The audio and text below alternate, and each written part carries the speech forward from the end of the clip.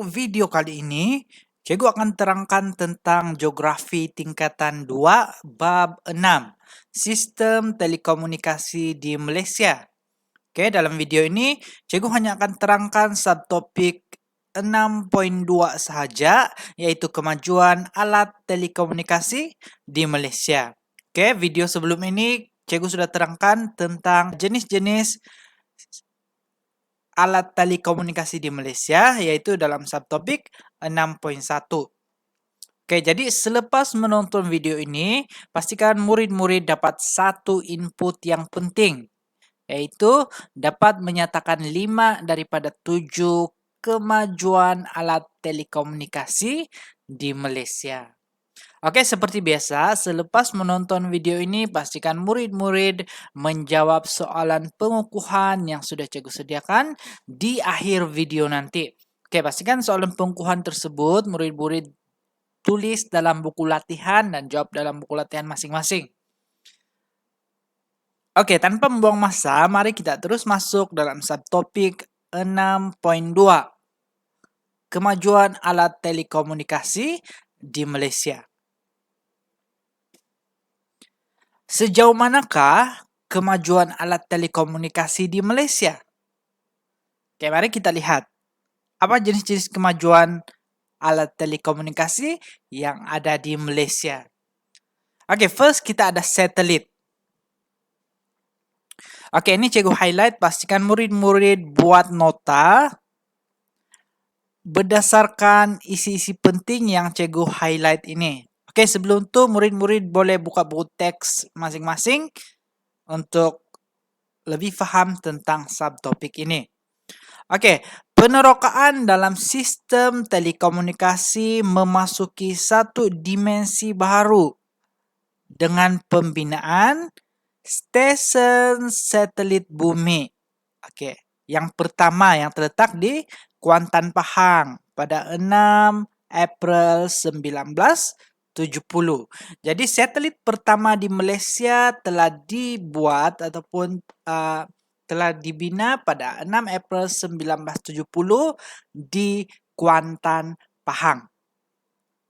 Hal ini diikuti dengan pembinaan satelit bumi di Alor Gajah Melaka, Sematan Sarawak, wilayah Persekutuan Labuan, dan juga Cyberjaya di Selangor.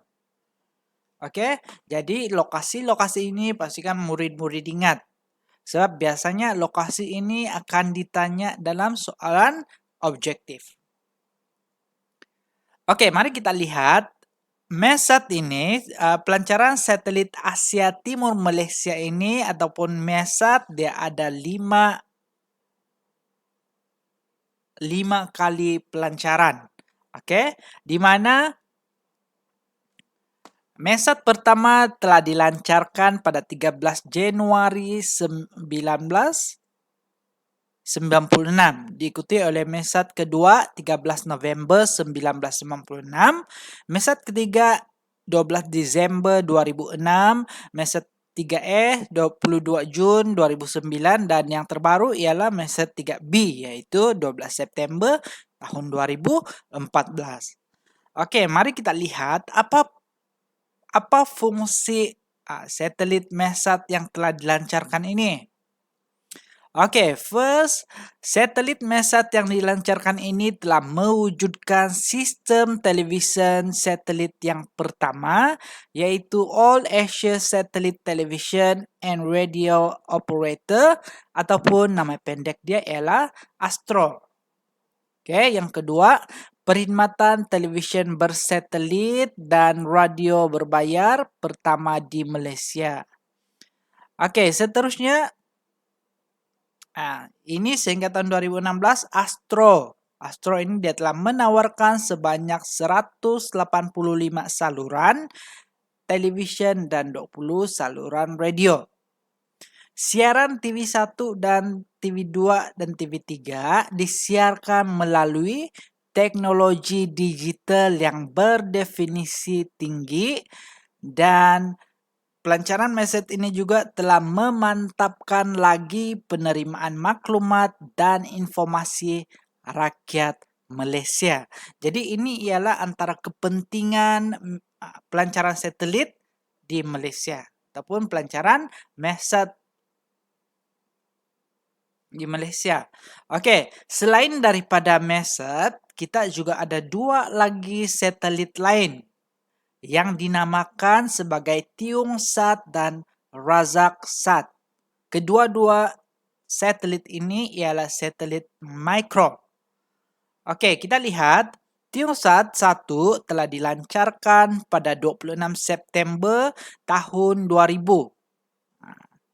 Iaitu tujuan utama Tiongsat dilancarkan ialah untuk pencerapan bumi, uji kaji Scientific Cosmic Rare Energy Disposition Experiment, dan juga aplikasi komunikasi. Itu ialah 3 misi utama kenapa Tiongsat dilancarkan. Okey, satelit mikro yang kedua ialah Razak-Sat. Yaitu dilancarkan pada 14 Julai 2009. Okay, Razak-Sat ini merupakan satelit mikro kedua yang berupaya membekalkan image data yang lebih spesifik. Okay, kenapa dia dapat membekalkan image yang lebih spesifik, image yang lebih jelas? Sebab Razak-Sat dia menggunakan kamera yang beresolusi tinggi. Oke, jadi ada 3 jenis satelit yang kita sudah belajar. 1 MESAT, Tiongsat, dan juga Razak-Sat. Oke, selain daripada satelit, Malaysia juga telah menggunakan kabel fiber optik. Oke, yaitu ini. Oke, apa fungsi kabel fiber optik? Oke, kabel fiber optik dia merupakan kabel berkapasiti tinggi kerana diperbuat daripada serat kaca atau plastik yang sangat halus. Oke, tujuan kabel fiber optik ini ialah untuk menyalur informasi dan memindahkan arus data dalam dunia jaringan komputer.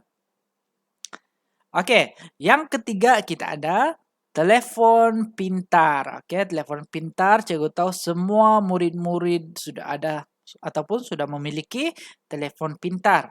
Jadi mari kita lihat apa kegunaan telefon pintar ini.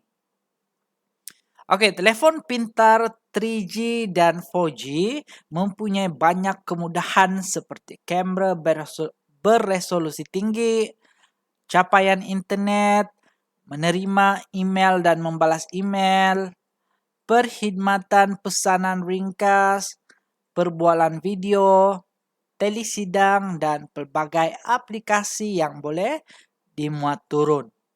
Oke, ciri-ciri telefon pintar ini dia menggunakan ciri-ciri rekaan luaran dan dalaman yang berteknologi tinggi. Telefon pintar ini juga menepati kehendak dan cita rasa generasi alaf baru. Kita sekarang lah, terutama murid-murid yang ada sekarang. Oke, selain ini, terdapat juga syarikat telekomunikasi ataupun TM. Oke, TM Telekom Malaysia telah memainkan peranan penting dalam usaha menyediakan telefon talian tetap dan memajukan industri telekomunikasi negara. Oke, usaha ini dirancangkan lagi oleh syarikat telekomunikasi swasta. Oke, apa contoh syarikat telekomunikasi swasta yang murid-murid tahu? Oke, ini ialah antara contoh syarikat telekomunikasi swasta yang bersama-sama dengan Telekom Malaysia untuk membangunkan dan memajukan sistem telekomunikasi negara. Oke, selain daripada syarikat telekomunikasi, kita juga mempunyai komputer. Oke, apa fungsi komputer ini? Oke, alat telekomunikasi ataupun komputer ini dilengkapi dengan perisian. ataupun software untuk kerja-kerja mengubah, menyimpan, melindungi, memproses, memindah, melihat, dan mendapatkan maklumat tanpa mengira tempat dan waktu.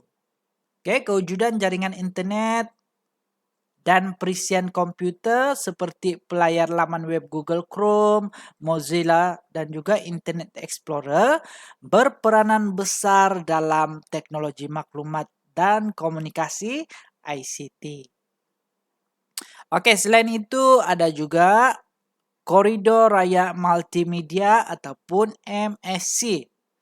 Oke, MSC ini tujuan dia adalah untuk menarik syarikat-syarikat berteknologi tinggi dengan menawarkan pengecualian cukai serta kemudahan-kemudahan lain untuk memajukan industri ICT tempatan, yaitu koridor raya multimedia ataupun MSC. Oke, seterusnya kita ada rangkaian jalur lebar berkelajuan tinggi. Oke, Suruhanjaya Komunikasi dan Multimedia Malaysia bertanggung jawab untuk meluaskan jalur lebar ke serata pelosok negara. Oke, inisiatif kerajaan memperkasakan capaian internet dan infrastruktur di seluruh negara adalah seiring dengan hasrat merealisasikan sekurang-kurangnya 95% rakyat Malaysia mempunyai capaian kepada internet. Oke, jadi kita sudah bincang tentang 7 kemajuan alat telekomunikasi yang ada di Malaysia. Seperti yang cikgu sudah bagi tahu tadi, selepas menonton video ini, murid-murid mesti jawab soalan pengukuhan yang sudah cikgu sediakan di akhir video ini.